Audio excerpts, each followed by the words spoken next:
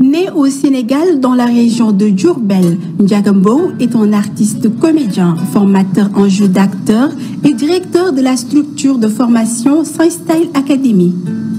Lauréat du FESNAC en 2003 et 2005, il a commencé sa carrière par le théâtre à Diourbel avant de s'initier au cinéma en tant qu'acteur.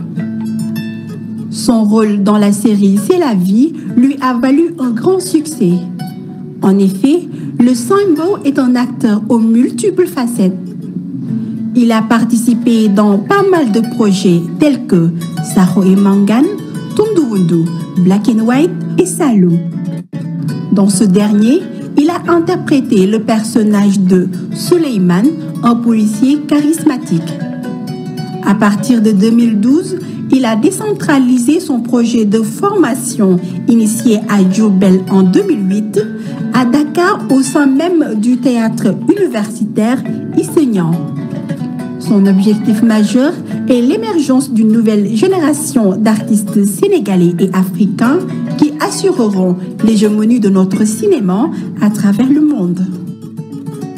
Ndiaga Mbow est l'invité de Siweul Ciné Club ce dimanche 10 décembre 2023 à partir de 17h sur la plateforme Google Meet.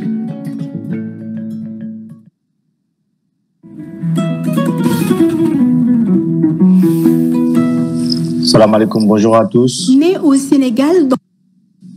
Alors, salam alaikum, nous ngi nuyu ñëpp ñu nekk ci session live bi tey di jaare ñëpp donc comme ni nga ko xamee ça va être le premier numéro de Siweul. Donc c'est un programme qui a été mis en place par Obulus et qui fait partie du programme de Ciné Club. Donc on va essayer de faire dérouler durant l'année, qui entre autres va faire partie d'un programme plus large boo xam ne dina am ay présentation, dina am ay panel, dina am ay aussi ay exercices pratiques, donc tout ce qui touche le cinéma. Alors pour ce premier numéro là on a décidé de faire un panel, ou sinon ni ñu ko mën a tuddee ça va être panel plus masterclass. ñu jël ñaari pàcc ci benn secteur du cinéma bu ñu wax actorat, et nous on a l'occasion aujourd'hui de recevoir parmi nous un des acteurs yi nga xam ne qui font et qui ont fait et qui continuent de faire la fierté du cinéma sénégalais, Ndiaga Mbow. Asalaamaaleykum sama waa kër maa ngi leen di jaar di leen màggal yéen ñëpp. lay jaar. waaw mbaa yéen a ngi am tawfeex bu baax Socrate na mën naa la bu baax a baax. maa la raw bu baax. waxtaan bi dañ ko nar a structurer en 3 parties. Première partie bi dañuy seq waxtaan ak yow, waxtaan ci sa parcours, ci sa gis-gis aussi ci actorat ak li nga fi nga jot a jaar en tant que ci sa carrière. beneen wàll wi après bu ñu waxtaanee ba pare dinañu tijji waxtaan bi ñi nga xam ne bëgg nañu poser ay questions bëgg waxtaan ak yow aussi dinañ mën a dugg waxtaan ak yow. Et si dernière partie bi, donc on aura l'occasion et ça va être un privilège pour nous de regarder le film que tu as fait. Donc nous découvrir une autre facette de toi. Et donc voilà, ci ñetti pàcc yooyu daal lañ bëggoon ñu waxtaan ci. Maintenant bu ñu jëlee bi ci njëkk xam naa ni am na defe naa ñeenti poñ yoo xam ne daal bëggoon naa ñu seq ko man ak yow. Après xam naa bu ñu duggee ci waxtaan bi dinañ gën a yaatal sax. Mais bëgg naa daal ñu commencé ci début bi waxtaan aussi par rapport ak yow ci sa jaar-jaar ci diggante théâtre ak cinéma. Donc deuxième partie bi bëggoon naa ñu waxtaan ci l'expérience comme compagnie Style Academy bi.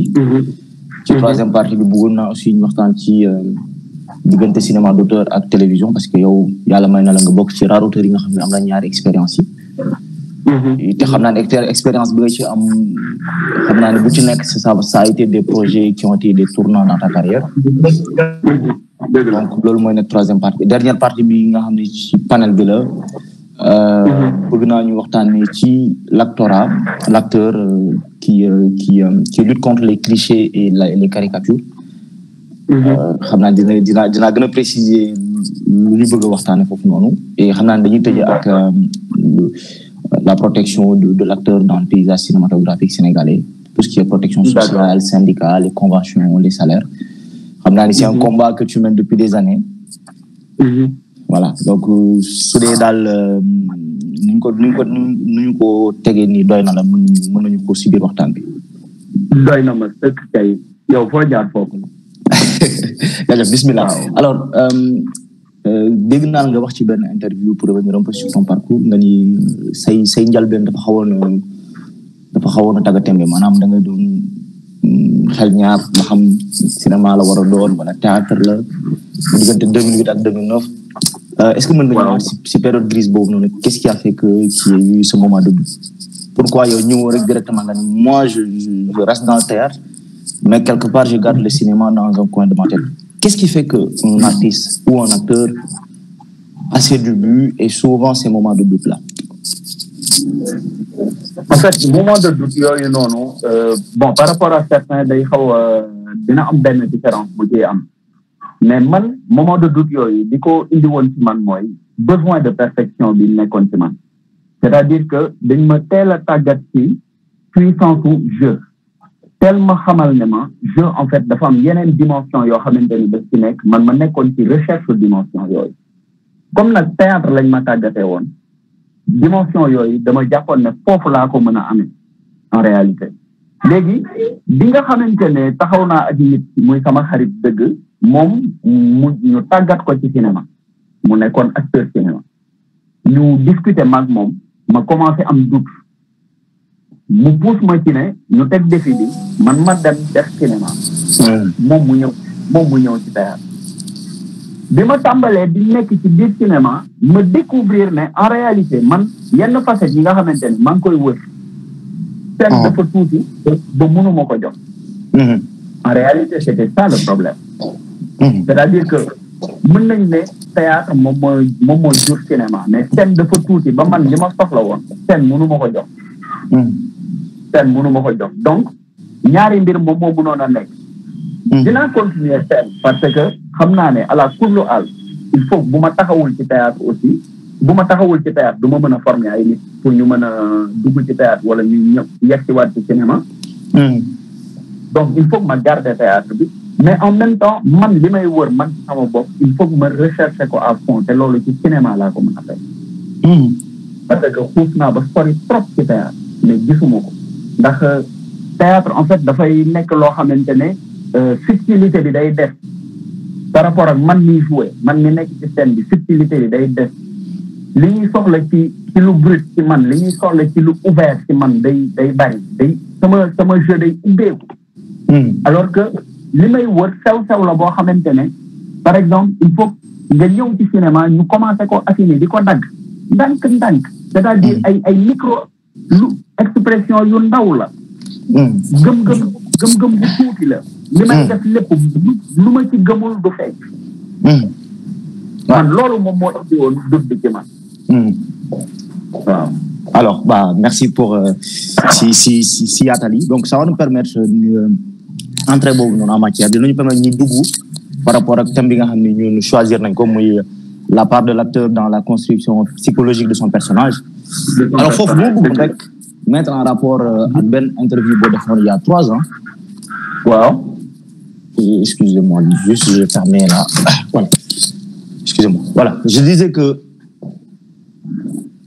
disais que par rapport ak li nga wax ni si ces débuts un peu timide.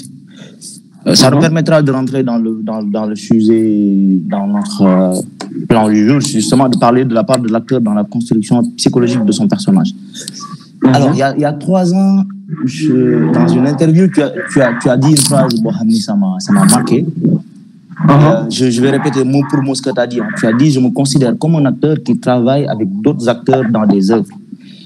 Alors, je voudrais savoir quel est finalement la part de celui qui travaille avec d'autres acteurs c'est-à-dire le directeur d'acteur, parce qu'on va te retrouver sur des projets en tant que directeur d'acteur. Et dans d'autres projets, on te retrouve en tant qu'acteur qui se fait diriger. Alors, quelle est la part de l'acteur entre ces deux casquettes? Est-ce que il te faut souvent un travail préalablement établi pour rentrer dans cette double construction psychologique, ou forcément c'est facile, c'est un travail de tous les jours que tu fais? Bon, vu le temps actuellement c'est devenu un peu une forme de routine. Mais du routine, c'est pas une routine que j'ai acquise en un jour. C'est une routine que j'ai été obligé d'acquérir. Entre ma casquette d'acteur et ma casquette de coach, à un certain moment donné, j'ai appris à faire la fusion et la transition très rapide. Parce que même sur les plateaux de tournage où je me retrouve avec d'autres acteurs avec qui je dois tourner, je me rends compte que des fois, je suis avec des acteurs qui n'ont pas été formés.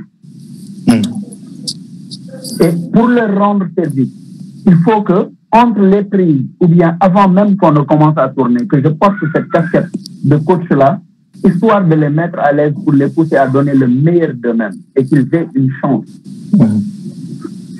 Lors moment me poussé à ce que ñaari casquettes yi makoy porter en même temps. Mais en réalité, quand je suis sur un plateau où il y a d'autres acteurs confirmés qui savent ce qu'ils font, je ne porte que la casquette de l'acteur. Je ne porte que la casquette de l'acteur et puis je me mets en mode on échange. C'est coach aussi, il ne fait rien d'autre qu'échanger avec les autres. Quand je joue par exemple avec Ibrahima Mbaye, il porte la casquette de coach. Et moi aussi, il me fait porter la casquette de coach. Même si on est deux acteurs. C'est-à-dire, il jouera toujours en me disant, va plus loin. Je lui dirai toujours, des fois, grand, et là, on se comprend. C'est pas simplement un discours d'acteur, mais en réalité, il se comporte comme un coach pour moi. C'est plus que ça. Bah, ouais, l'erna. Alors, d'un côté, alors, nous souvent erreur de distinction entre l'acteur et le comédien. Est-ce que voilà, c'est ton métier de tous les jours. Est-ce que vous pouvez de façon très simple sur la distinction entre l'acteur et le comédien? En fait, bon, déjà, la femme une distinction simple, juste que le langage de l'aide. Moi, quand on parle d'acteur, on parle de cinéma. Quand on parle de comédien, on parle de théâtre. Distinction, bon, moi, première. En même temps, un comédien, on le définit comme étant un caméléon. Un comédien, des sopé. Comédien, des sopé. Acteur arc-en-ciel, là. Acteur, lépp li nga xamantene kakatar bi da koy soppeeku moom day nekk ak moom à chaque moment, c'est-à-dire moom du soppeeku day évoluer di adapté wu di dem. Un acteur moo gën a jege nit nekk nit que comédien. Comédien buy jouer du jege personnage bi parce que chaque moment day am lu muy doon benn facette rek lay doon. Facette bi soppeeku indi beneen facette bi dañ bi ñëw bi dañ bi ñëw te acteur facette yooyu noonu yëpp day nekk ci moom en même temps. Acteur moom moo mën par exemple def fusion wu ay émotion, c'est-à-dire di jouer jóge ci émotion bi jaar ci émotion bële wala ñaari émotion mu porté ndoo ko en même temps créer beneen troisième émotion buy fay. Comédien ak acteur aussi yaa ngi koy comprendre ci wàllum jeu bi. Ci wàllum jeu un acteur moo gën a posé ndax jeuwam c'est subtil dafa intérieur. Comédien jeuwam day extérieur. Comédien day ubbi di sànni. Acteur day tëj. Parce que bët bi nga xamante ne moo ñuy xool ci théâtre ak bët bi nga xamante ne moo ñuy xool ci cinéma bokkul. Bët bi ñuy xool ci cinéma dafa jege muy objectifu caméra bi day jege di jël sew-sew, c'est-à-dire tous les détails de notre plastique da koy jël alors que fële bët yi dañuy sori nga ñëwaat aussi ci beneen facette mooy construction wu personnage yi du bokk entre théâtre ak cinéma parce que code yi nga xamante ne moom moo nekk ci théâtre pour nga mën a construire sa personnage day am background amu ci en fait c'est-à-dire créer une histoire de la naissance fi nga xamante ne fa la comédien fa la personnage bi tollu amul c'est-à-dire loolu noonu lépp dañ la koy jox liñ la joxul doo ko créer donc on a besoin de quelque chose de factuel alors que cinéma influence yi nga xamante ne mooy background bi ngay créer te loolu scénariste bi du ko bind des fois réalisateur bi da ngeen ciy discuter un peu mais li ci des yow la en fait parce que juddoom nu mu juddoo ndeyam baayam ban relation la amoon na xarit amutoon xarit nangam ak sàngam fa mu jaar jox ko ay événement marquant ci trajectoire am bay yegg si tey loolu mën a définir nan la kanamam di def nan la baatam mel nan la jëmmam mel loolu amul ci théâtre ci cinéma la donc différence bi quasiment loolu lay doon ci diggante acteur ak comédien. Alors, on va rester dans le théâtre. Hein. On va changer un peu de perspective. Là, on va venir au théâtre. Et en parlant de théâtre, ça va nous permettre d'évoquer un autre trait de ton parcours, hein, de ta personnalité. Ce besoin de former et ce besoin de se former là. Est-ce que tu peux juste nous parler des prémices de l'Académie Saint-Style et aussi pourquoi ce choix du théâtre universitaire? Wow. Prémisse ou Saint-Style mu ngi judd ci benn structure formation boo xamante ne dama ko créé woon à Diourbel mu tuddoon Be Yourself structure formation boobu noonu dama doon former ay comédiens di former en même temps ay danseurs am ay musiciens yu nekkoon ci biir vu que ne man sama parcours c'est très rare que je le dis mais danse lañ ma njëkk a formé que théâtre et en plus de ça même bi may def théâtre aussi j'étais obligé may perfectionné wu ci danse parce que ñaar yi ñoom ñoo àndoon ci style théâtral biñ ma teel a dugal ndax classique laa commencé mais dañ ma teel a dugal ci contemporain donc Ardoka danseur moo ñu doon formé en théâtre en danse contemporain léegi ñuy utiliser danse contemporaine boobu ci suñuy spectacle de théâtre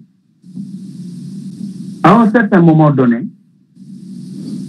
am benn génération boo xamante ne parce que man ñi ma doon joué ndool mis à part ñi ma jugeel lycée après ñu bokk même compagnie daje ci côté bas je me suis rendu compte que ñi ma doon joué ndool 80% ils avaient entre 45 ans 50 ans donc génération buy dem la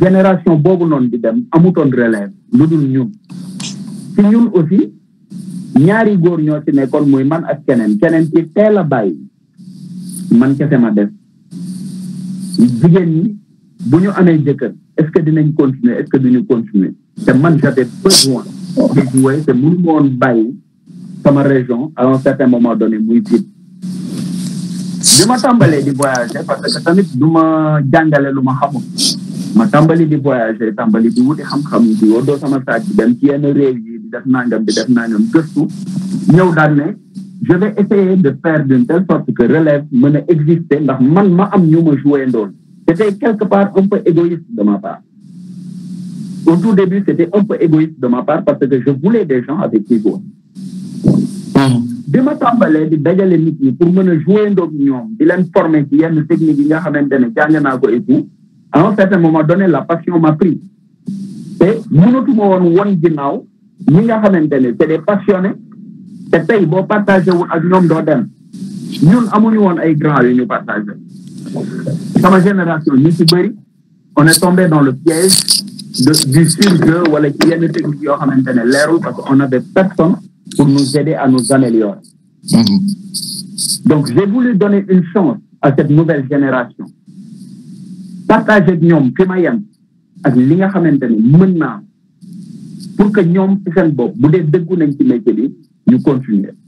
bi may jógee Diourbel aussi Ablaye Diop ne ma nekkaloon Diourbel te même bi ma bu ma voyagé ñëw après compagnie boobu laa récupéré ci son suite Ablaye boole ma ak Gora Seck boobu dama daan dégg mu may wax Gora Seck di ma wax Kelly Diallo parce que ñoom ñoo bokkoon nekk théâtre universitaire c'était la première génération ma ñëw théâtre universitaire am bac ñëw université di fréquenter théâtre universitaire et tout ce qui s'ensuit à un certain moment donné ñi waroon a jël relève théâtre universitaire ñoom tamit jël nañu choix de carrière boo xamante ne par exemple du leen permettre ñu def Dakar théâtre nara nërmeelu ma ne Gora li may def feneen bàyyil ma tàmbali ko fii et je pense que ñi nekk université ak ñeneen ñi nga xamante ne ñu ngi ci biir gox-goxaat yeeg affaire yooyu noonu mën nañ ci bénéficier donc ma initié waat même projet bi biir théâtre universitaire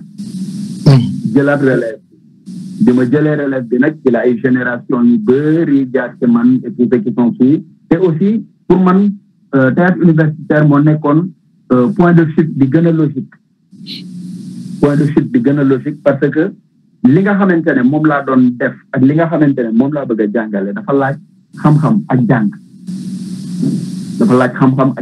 te am na niveau boo xamante ne boo ko bëggoon a échanger ak nit ñi tey dina metti ci ñoo xamante ne ils n'ont pas fait les bancs ou bien ils n'ont pas eu le bac ou bien nangam ak sangam ndax niveau de français bi tamit da ngay reeba tas xam nga et tout ce qui s'ensuit te je voulais vraiment faire du théâtre académique en même temps sóoraale ni ñi may formé ci théâtre académique dinaa leen yóbbu ci cinéma te jamono jooju cinéma wolof pur et dur da ngay reeba tas amagul presque wala bu amee it bëriwul série yi ñu ngi def wolof mais man bëgguma woon former acteur boo xamante ne acteur de série ngay doon je voulais former des acteurs de cinéma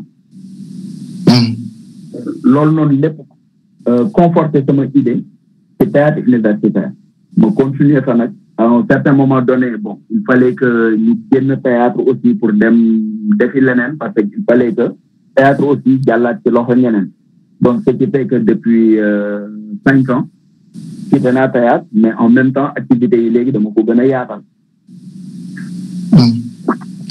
Ah bah merci pour ci précision yi nga def. Alors pour juste rappeler avant de passer à un autre point que ce théâtre universitaire là a permis l'éclosion de certains talents ñoo xam ne ñi am nañu habitude di seetaan yenn série au Sénégal. Bon, on peut citer entre autres Émile, on peut citer Rassoul aussi. Et je me rappelle au détour d'une discussion yaa ngi doon wax naan ma pour qu'une pièce soit bien maîtrisée et que le public puisse être avec nous dans la pièce, il faut que la pièce soit tournée minimum 10 ans. Ça, je me rappelle bien, il y a 5 ou 6 ans, on parlait de ça. Et ça montre aussi ce côté perfectionniste. Hein. Jouer la pièce plusieurs fois pour avoir de la maîtrise. Alors, nous continuons aussi du côté parcours, parce que quelque part aussi, parcours, il faut d'ailleurs que nous le construire en tant qu'acteur, finalement. Alors, nous avons une expérience télévision. Parce que yow def nga cinéma d'auteur. Hein. Bon, Sénégal, souvent, on fait la différence, mais c'est pas grave, on va pas rentrer dans des considérations théoriques. Hein, parce que, voilà, c'est pas l'objet de la discussion. Mais ils ont eu l'occasion de faire de la télévision à travers les séries, à travers des programmes télé. Ils font strictement du cinéma d'auteur. Les acteurs, ils font le minimum. Alors, il y a une expérience. Maintenant, la première question, et ça va nous permettre d'aller vers un second temps, c'est de savoir qu'est-ce qui fait qu'un acteur puisse avoir ces deux expériences-là, mais tout en gardant son originalité, tout en gardant sa part d'acteur, mais tout aussi en ne se dénaturant pas. Lan mooy def tey jii nii parce que gis nañu acteurs yu bëri yoo xam tey jii dañuy jékki-jékki rek carrément dans la télévision, mais ils ont du mal à revenir de l'autre côté et vice versa. Donc qu'est-ce qui fait que toi tu as su pendant plus de 10 ans garder ces deux tandems là, mais tout en restant Ndiaga Mbow quoi? En fait li ma ci dimbali yomb na mooy formation bi rek, c'est-à-dire nit ki buñ la boo fekkente ne dañ la yar ci nga am objectif, quand tu ne perds pas ton objectif de vue, cinéma ak série du la déranger te du la dénaturer. nekk ci série kese aussi de la dénaturer. Parce que tu connais ton métier et tu sais qui tu es en réalité. Et c'est ça le vrai problème et le danger d'être un acteur. En fait, quand tu es un acteur, dafay yomb. C'est pas simplement la télé en fait. C'est pas simplement la télé ou le cinéma d'auteur, mais dafay yomb carrément pour nga perdre yow sa identité propre parce que on a combien d'identités dans l'année en réalité? Problème bi yëpp loolu la. On a combien d'identités dans l'année? te bu fekkente ne télé la en fait il y a une de tes identités boo xamante ne identité boobu noonu nit ñi dañ lay pousse à ce que identité boobu ëpp ci yow doole. Parce que bu fekkee quand tu passes dans les séries et tout ce qui s'ensuit, dès que tu sors, on ne t'appelle pas par ton nom à toi. Ta nature disparaît en tant que telle. C'est la nature de ton personnage qui reste. Plus là, tu vas suivre ce personnage-là, plus les codes du personnage vont s'ancrer en toi. Plus tout ça. Au lieu de jouer sur les plateaux, dans les tàmbali di jouer ci sa dund. Plus ngeen jouer ci sa dund, plus yenn technique yi tàmbali di la ree parce que li nga xamante ne moom ngay def saa su nekk moom mooy ancré wu ci yow d'une telle sorte que pour nga delluwaat ci côté bële day jafe. te en plus bu dee télé je ne le fais pas parce que je veux être connu wala affaire yooyu télé dama koy def parce que damay bëgg a natt sama bopp. dama koy def parce que dama bëgg a natt man sama ngëm ak sama xam sama bopp am na toll. Est-ce que man bu ma joué ba pare li ma joué génn comme par exemple bi ñu defee C'est la vie bi ñuy def C'est la vie première saison ñëpp ñu topp naan ñu bu C'est la vie génnee da ngeen di nekk ay star bu C'est la vie génnee ñëpp leen di xam ñëpp leen di nangam et puis ci son fils am nañ dëgg parce que bi C'est la vie génnee c'est ce qui s'est passé tulluwul même chose beneen ak beneen même chose.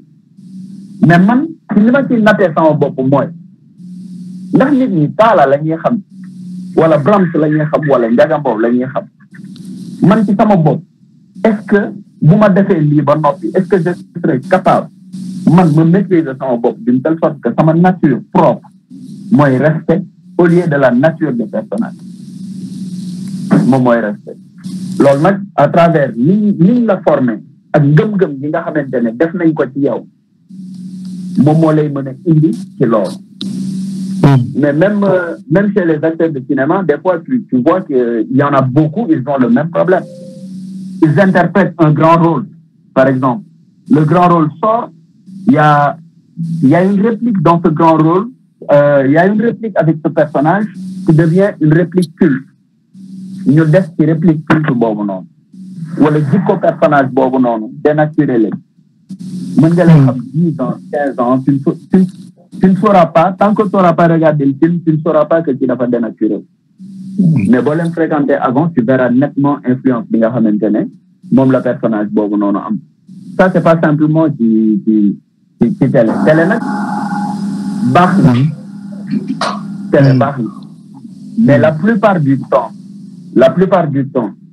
comme je dis très souvent à certains acteurs, méfiez-vous de la télé parce que plateau de tournage, série, c'est beaucoup plus commercial qu'artistique. On ne cherche pas à ce que tu sois excellent. On ne cherche pas à ce que tu ailles en profondeur à 1000%. On ne cherche pas que tu sois hyper talentueux. Tout ce qu'on cherche, c'est faire d'une telle sorte que les gens s'accrochent à des personnages, à une histoire, qu'elle soit bonne, qu'elle soit mauvaise, que les gens s'accrochent. La télé, c'est purement commercial. La télé, c'est purement commercial. Alors, pour rester toujours, ben soir, dañuy xuus tuuti rek dans le curseur bi pour mener aussi sur une certaine logique dans le choix, toi, de tes films, des films sur lesquels tu as travaillé.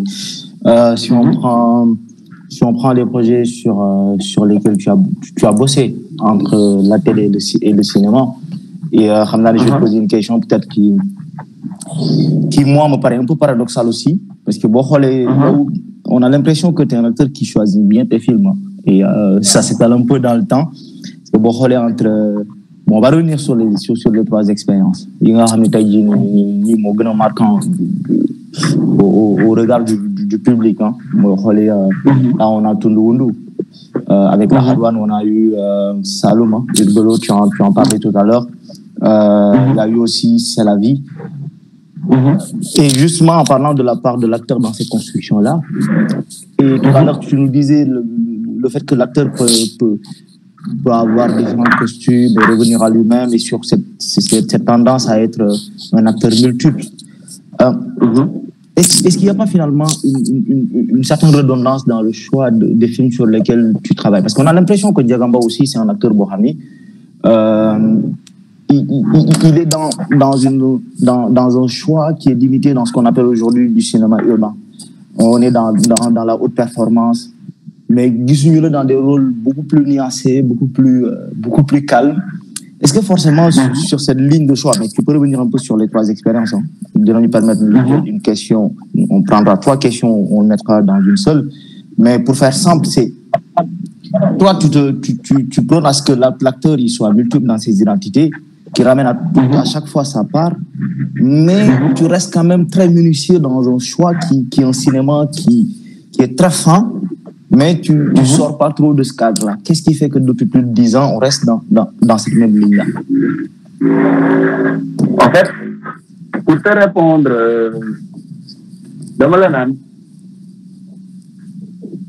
c'est ça qui a fait qu'aujourd'hui, je commence à voir un aspect qui man, parce que pour moi, il y a des gens qui peuvent le faire.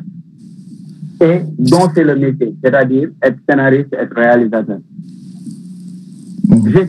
J'ai tous les problèmes du monde pour même trouver des scénarios. Par exemple, ça me permettre de parce que mon domaine de prédilection, ce n'est pas ce que je suis en train de faire pour l'instant.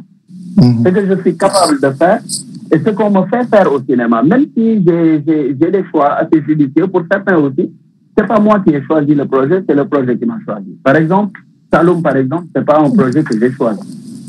Par exemple. Saloum, c'est le projet lui-même qui m'a choisi.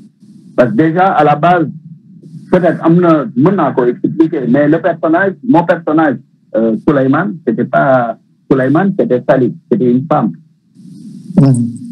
Donc, concours de circonstances, à 22h, Jean-Luc Herbilo m'appelle pour me dire réellement, gars, j'ai besoin de toi dans le film, par rapport au film dont je te parlais.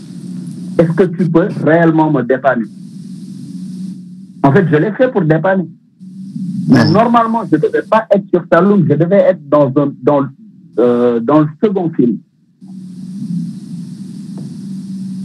Qui n'a toujours pas été tourné pour l'instant. Est-ce que tu vois? Le problème que j'ai, c'est que, en fait, cinéma sénégalais, par exemple, gars yi dafa yomb ci ñu typecasté la dafa yomb ci ñoom ñu xalaat ne benn facette bii nii moom lañ lay yóbbu. Et en plus de ça, j'ai un problème par rapport à l'écriture avec les gens. J'ai un problème par rapport à l'écriture. C'est-à-dire que la plupart des projets qui 5 dernières années yi nii dama bàyyi ay projet bay bëgg a dee. Pourquoi? Parce que tout le temps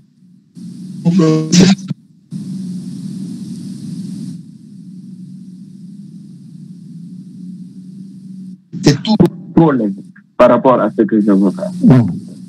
Ce qu'on me propose, c'est toujours trop léger par rapport à ce que je peux faire. Alors, est-ce qu'il y a une compréhension? Est-ce qu'il y a une compréhension? Non, je vois très, très bien ce que tu veux dire, hein. Et te connaissant, je sais que c'est tout à fait normal, hein. Par rapport à au choix, depuis des années, tu es resté focus sur la qualité que sur la quantité. Et alors, pour revenir un peu sur et on reste sur la même question, sur le fait que Taïdi, en tant qu'acteur Taï, tu dois ramener quelque part de toi, qu'importe le projet.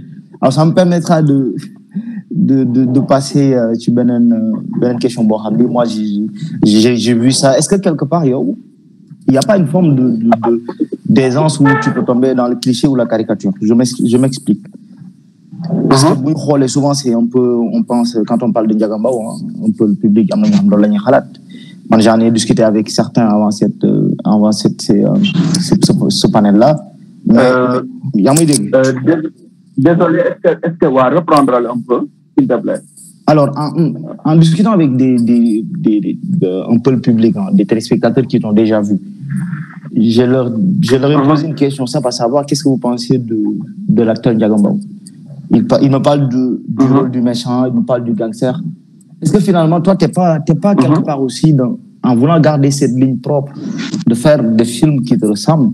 Est-ce que tu tombes pas dans ces pièges-là, quelque part aussi? Non, en réalité,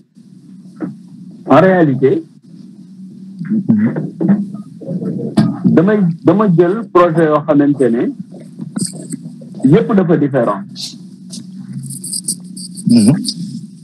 Tous les personnages que j'ai eu à interpréter à la télé dañuy différents. Mais le problème c'est nit ñi ban type de personnage moom moo leen di gën a neex ci nit. À chaque fois qu'ils vont répondre à cette question, parce que même moi j'ai eu à poser cette question-là par le biais de quelqu'un d'autre. Parce que dama koy def chaque année. ñenn ñi laajteel dafa am luy coupé appel bi xaaral ma balancer benn message bi pour ñuy arrêter kii bi quoi woote bi ñuy woote bi s'il te plaît. D'accord, hein? Vas-y.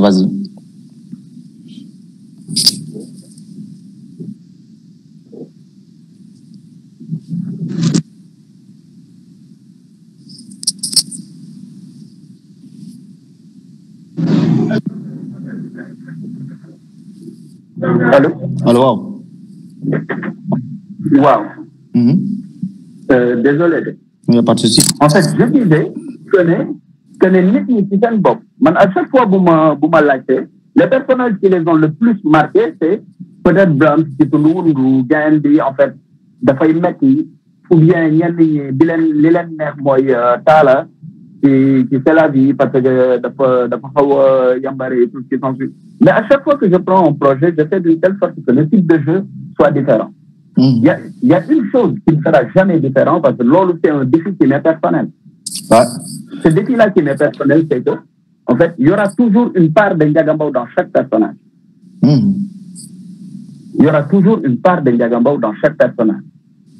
Cette part de Ndiaga Mbow-là correspondra au personnage.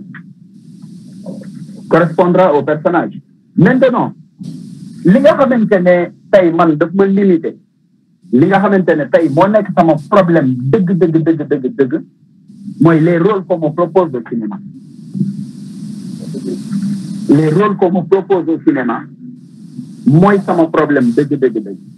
Je n'ai jamais eu la chance, jamais, au plus grand jamais, eu la chance qu'au cinéma on me propose un rôle boo xamante ne ça me permet de performer à 100%. Jamais. Jamais. Jusqu'à présent. En 10-12 ans, si je prends depuis 2008, ma première production, après mon retrait, ma dellu soir avec C'est la vie, commencer des un projet, que ce soit ici, que ce soit à l'étranger, je n'ai jamais eu la chance un personnage boo xamante ne daf may pousser à bout ba mu leer ma ne instant bii nii je suis réellement en danger par rapport à ce personnage-là me reculer waat samay limites yi nga xamante ne juste avant ñu may jox projet de boobu moo nekkoon tamit. Je n'ai jamais eu cette chance. Jamais. Je me donne à fond dans chaque personnage qu'on me donne et tout ce qui s'ensuit. Mais amaguma man personnage boo xamante ne daf may yóbbu au-delà de mes limites pour l'instant. Et ça me frustre en fait.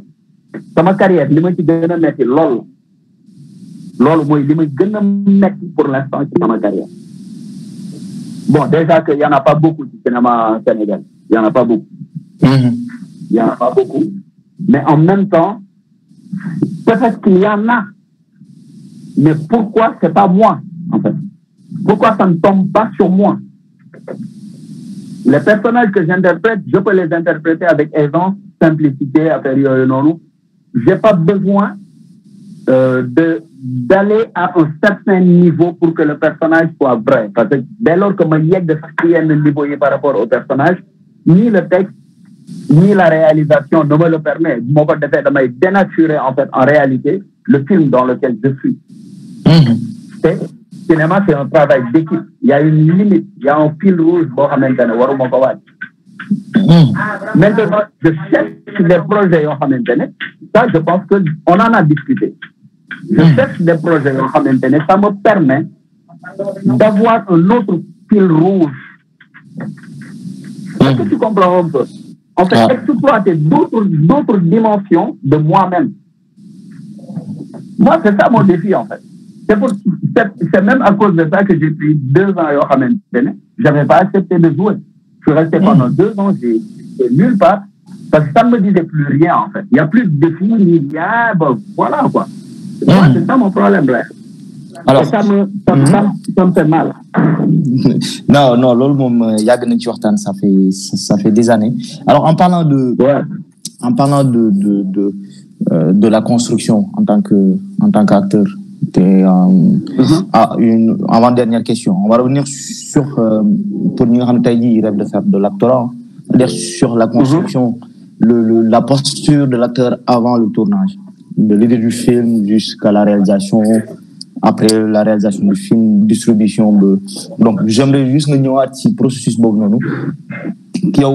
quel est le secret que tu peux partager à ces jeunes-là? Nan l'acteur pour préparer dans la construction du rôle qu'on va lui donner, quel que soit le rôle.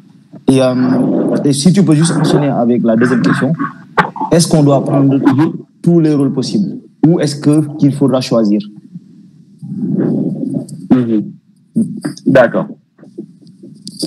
Bon, moi, ce que je peux donner comme conseil, c'est-à-dire de l'idée du film au moment où on arrive sur le plateau. De femme, il y a des phases l'acteur peut ne pas être au courant. C'est-à-dire, le réel, il peut avoir l'idée de son film et ne pas partager ça avec l'acteur. Donc, tant que le scénario est pas réel, maintenant, vous faites à partir du moment où il a le scénario, le scénario ne nous permet pas de créer le personnage. Donc, il faut comprendre que le scénario ne te permet pas de créer un personnage. Ce qui te permet de pouvoir créer un personnage, c'est l'idée même que se sont faits et le scénariste et le réalisateur du personnage.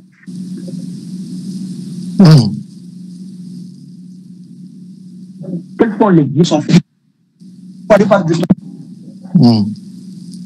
Allô? Oui. Des fois, la plupart du temps, on nous pousse à comprendre que, en fait, tout est dans la Bible, mais c'est pas dans la Bible. Donc, il faut bien discuter avec le réalisateur et le scénariste pour comprendre leur point de vue. Maintenant, dès que tu as leur point de vue par rapport au personnage, il va falloir que tu utilises toi-même tes expériences d'observation, tes expériences d'immersion, pour voir quel type de personne, bref, quel type de personne dans la réalité se comporte de la même manière. Tu regardes les secteurs dans lesquels évolue le personnage, tu fais une immersion dans le même secteur. Quand tu fais une immersion dans le même secteur, tu auras des informations concernant les gens qui y sont. Et maintenant, tu fais une confrontation entre ce que le réalisateur et le scénariste t'ont dit et ce que toi, tu as eu à comprendre dans ces mêmes secteurs et de ces mêmes types de personnes-là.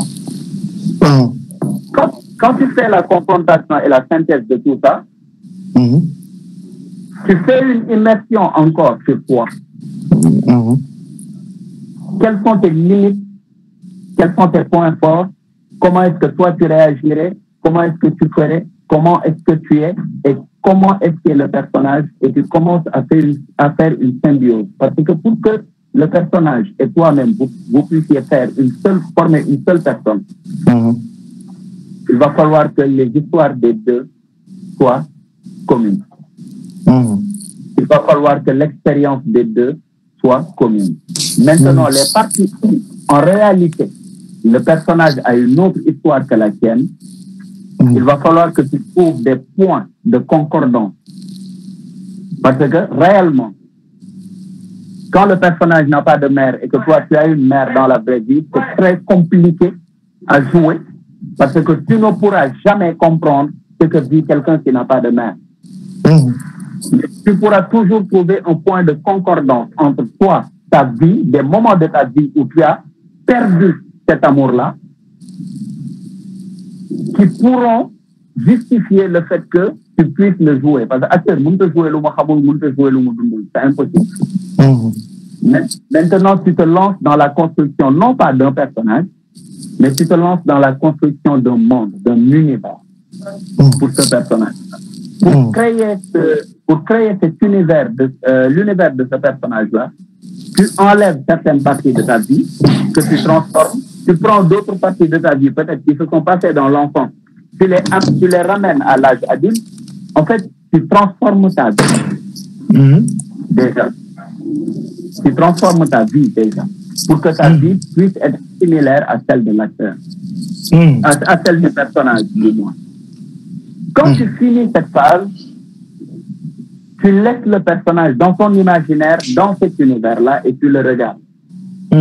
C'est-à-dire, ces moments-là, ce pas des moments où tu pourras sortir avec tes amis, aller discuter avec tes amis, faire ceci, faire cela. Non, c'est pas possible. Ces moments-là, il faut que tu apprennes à être vraiment seul. Vivre avec ton imaginaire, laisser le personnage évoluer dans cet univers-là et le regarder faire.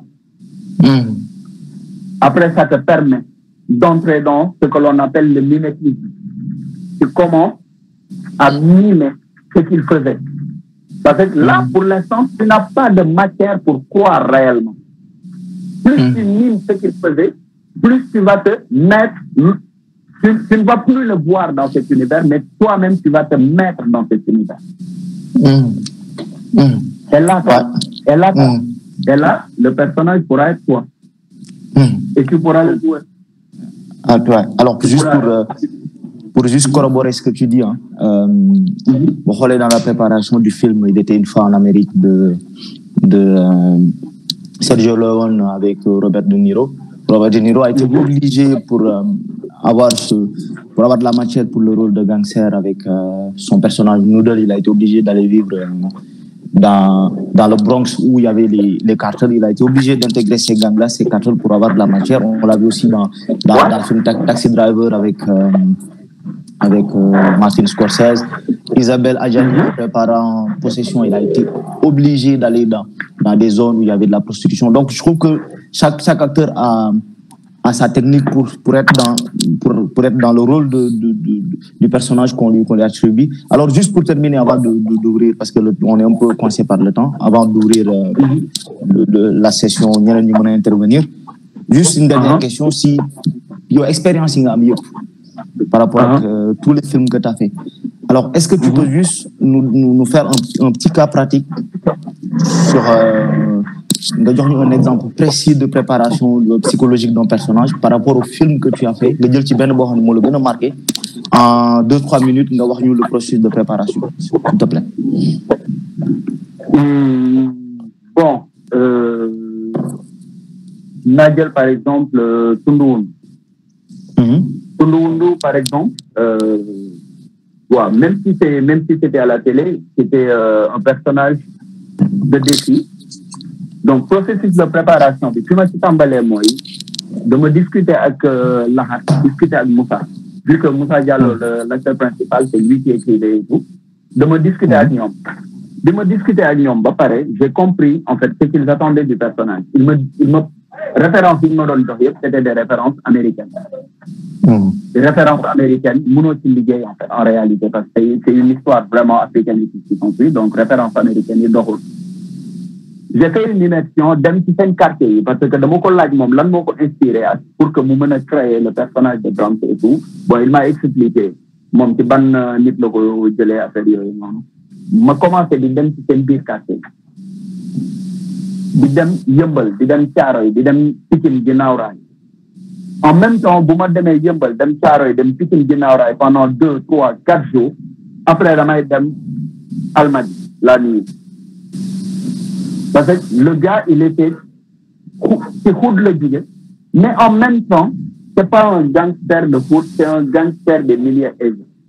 J'ai commencé à fréquenter des gens yoo xamante ne wax ko dëgg neex yàlla quand ils me disaient ce qu'ils faisaient et ce qu'ils étaient capables de faire bon man ci sama bopp quelque part je me disais c'est pas possible.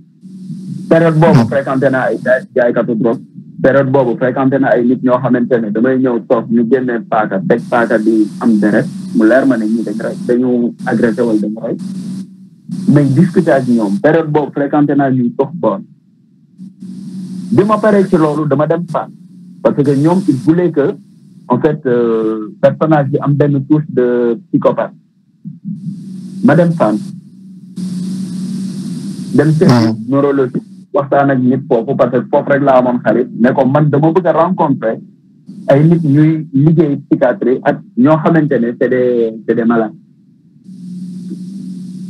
ñu présenter malade ma toog discuter ak ñoom lu bëri comprendre exactement pathologie boobu noonu lan la réellement ak nan lay agir ci doomu aadama après j'ai commencé nag à créer cet univers-là ma commencé di créer univers boobu commencé di dund univers boobu à un certain moment donné dama daan wéet man ci sama bopp nekk dof dama daan wéet nekk sadique parce que loolu noonu univers boobu noonu ma créé woon dugal naa ci personnage ba benn instant il fallait que ma dundal ko sama bopp dama daan génn guddi di doxantoo yenn bagages et tout ce qui s'ensuit juste histoire de mën a xam en fait qu'est-ce que ça fait comment est-ce que je peux arriver au moment où tey ma génn yor goon sax mu leer ma ne bon mën naa def naka sudut noonu du ma yëngal daf may neex en fait daf may neex mais ça m'a pris à peu près benn 15 jours d'immersion benn 15 jours de création de personnages et tout ce qui s'ensuit mais après aussi bon je ne l'ai pas regretté parce que même immersion boobu utilisé naa ko ci par exemple benn projet bu ma def woon Nigéria donc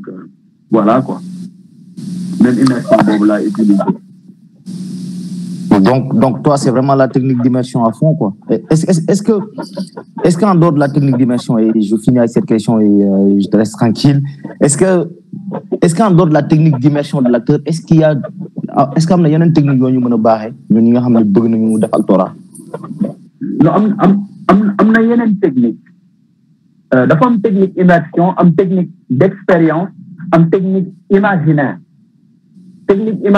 bi moom laa njëkk a expliquer en fait immersion bi da ngay dem pour gis loo xamante ne mosoo ko dund mosoo ko xam tu es obligé nga def immersion boobu franchement pour y aller à fond tu es obligé ce que tu ne connais pas tu es obligé technique imagination bi mooy li nga xamante ne yow mosoo ko dund ba pare wala yàgg nga woon gis ci télé bi wala nangam ak sàngam nga mën ko utiliser waat à ta guise c'est-à-dire que li nga gis li nga xam li nga seetlu ci télé bi ak ci yeneen ak yeneen que tu utilises ton imaginaire pour créer un univers pareil dundal ko sa bopp am yeneen technique nag yoo xamante ne bon yooyu moom je pense que yenn réalisateurs yi vous allez détester ça mais c'est la triste vérité c'est les techniques du copiage moom ngeen di tuddee des fois les personnages composites c'est-à-dire je prends 3 types de personnages wala 3 styles de jeu mélanger ko avec les émotions qu'il faut et tout ce qui s'ensuit loolu moom quand tu es très technique c'est très facile pour toi t'as même pas besoin de faire une immersion et tout ce qui s'ensuit mais là profondeur bi day manquer tu ne seras profond qu'à hauteur de 50%. Mais les deux meilleures techniques, c'est l'immersion ou l'imagination. C'est imagination actuellement, wax fa dëgg neex yàlla du lu may conseiller acteurs novices. Parce que nos vies sont trop vides pour ça. Nos vies sont trop vides pour ça. Et c'est un monde boo xamante ne quand tu sombres doo génnaat. Quand tu n'as pas quelqu'un qui t'accompagne boo sombree doo génnaat. Acteurs yu bëri loolu moo leen dal. Acteurs yu bëri loolu moo leen dal. Donc bon waaw y en a d'autres aussi mais yooyu moom da ngay rêve sax sax. Alors ñu ngi lay jaajëfal Ndiaga temps bi xaw nañu ko tuuti xaw nañ xaababal mais ñu ngi jégalu ci xaababal parce que je pense que essence waxtaan moo tax sax ñu xam naa suñu waxtaan xajul ci benn 1 heure mais on va laisser la parole libre pour ceux qui veulent poser des questions ou faire des suggestions, des commentaires par rapport à ce qui a été dit et surtout sur le travail de Ndiaga. Et voilà, après, on va passer à la deuxième partie. Hein. Après l'intervention, on va essayer de montrer le film que tu as fait et après, on reviendra ensemble pour fermer. Jaajëf. Jaajëf.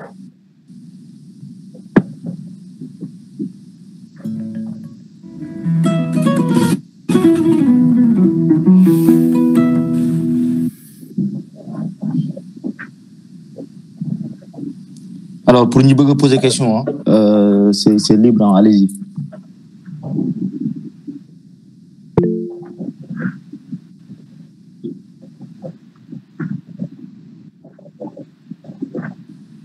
Alors, apprentissage. Bismillah. Modou Mbengue. Waaw, salaamaaleykum. Waaleykum salaam. maa ngi leen di nuyu yéen ñëpp. yàlla ñu ngi lay delloo nuyoo bi di la ziar yow it. grand Ndiaga ñu ngi lay ziar wala kay déglu na bi am na solo lool. jaajëf. man dama amoon benn question bu mu bëggoon laajte. waaw. c'est-à-dire je voulais savoir si par exemple ci seen tournage yi. ndax ça ne vous est pas arrivé. ngeen tourner am acteur boo xam ni wala par exemple vous ndax musuloo tournage boo xam ni ça a été un peu difficile wala nga rencontrer koo xam ni vous devez partager les rôles moom li nga ko war a jox wecci wala lu méngoog loolu il n'est pas à 100% dans le jeu genre situation yooyu ndax musula dal ak ba mu la dalee comment ça s'est passé naka ngeen doxee ak acteur boobu noonu ba mu assurer rôle boobu noonu. loolu daal laa bëggoon am voilà. waaw loolu day dal na ma lu dul benn du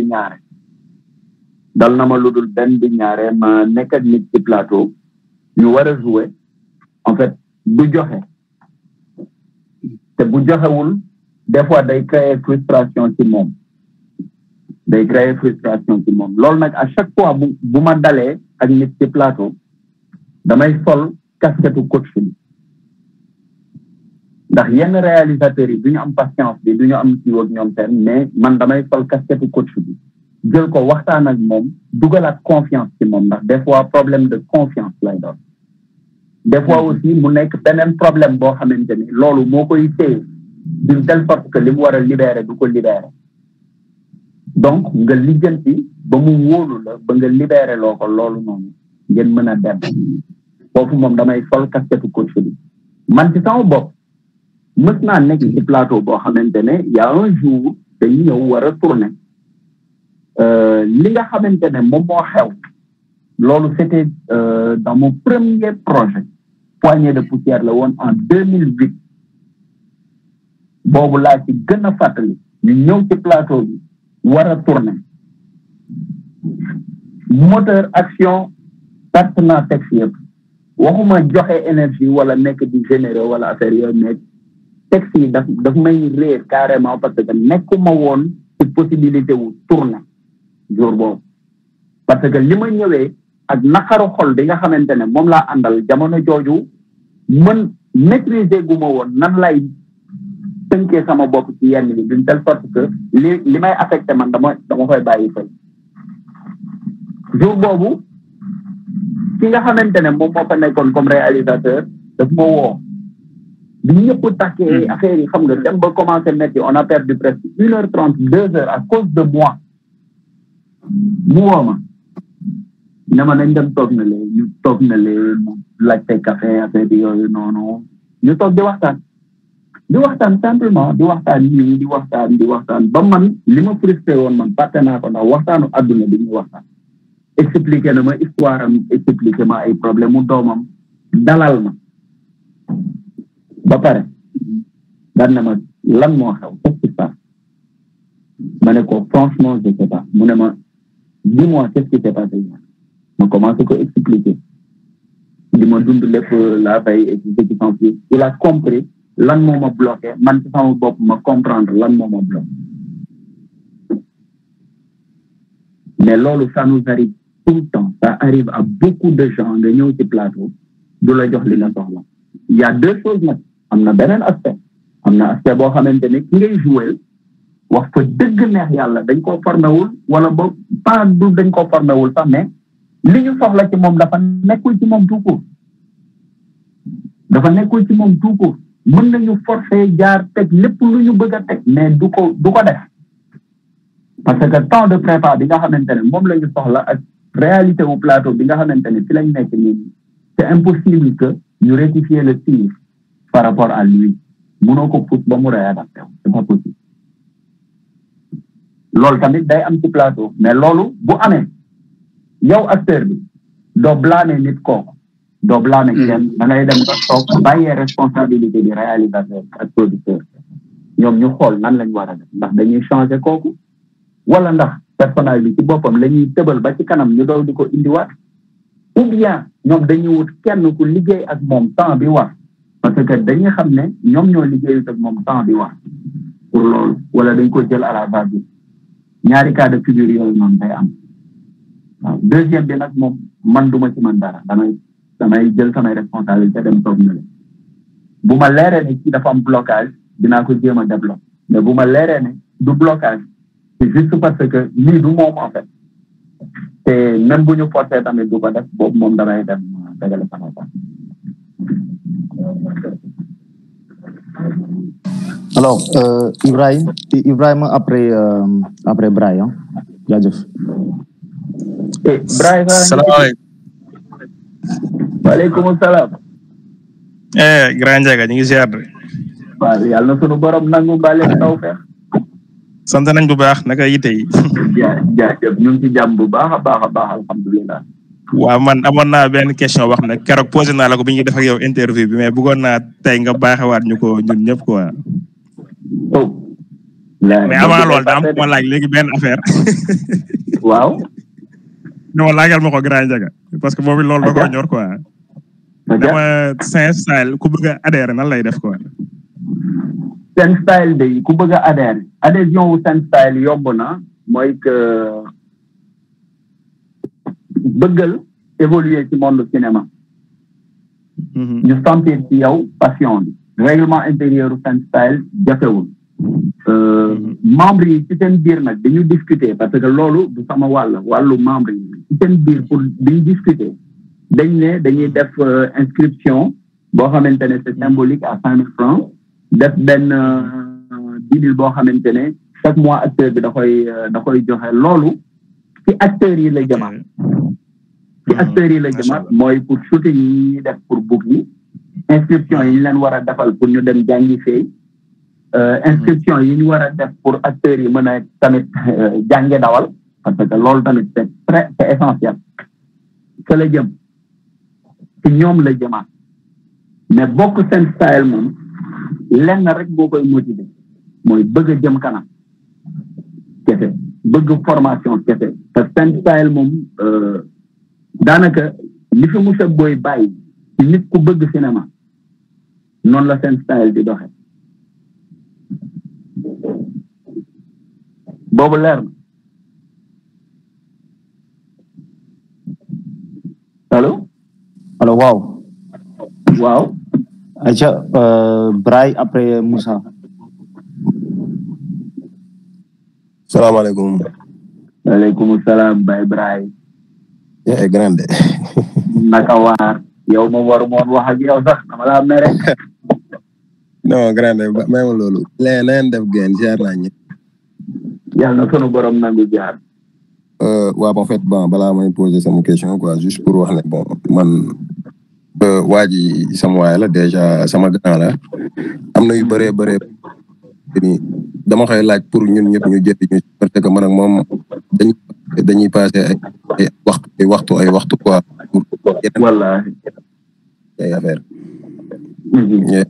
ok léegi loolu bu jàllee loolu muy encore nekk ancien wu Diourbel te ñu am lu ma doon laajte grand mooy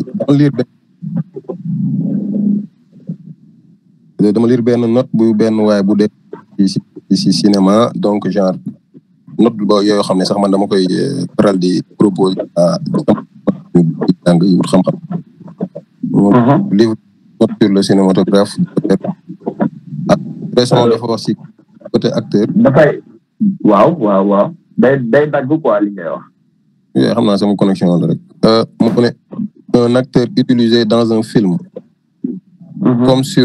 comme sur les planches hors de lui-même il n'est pas là vide il n'est pas là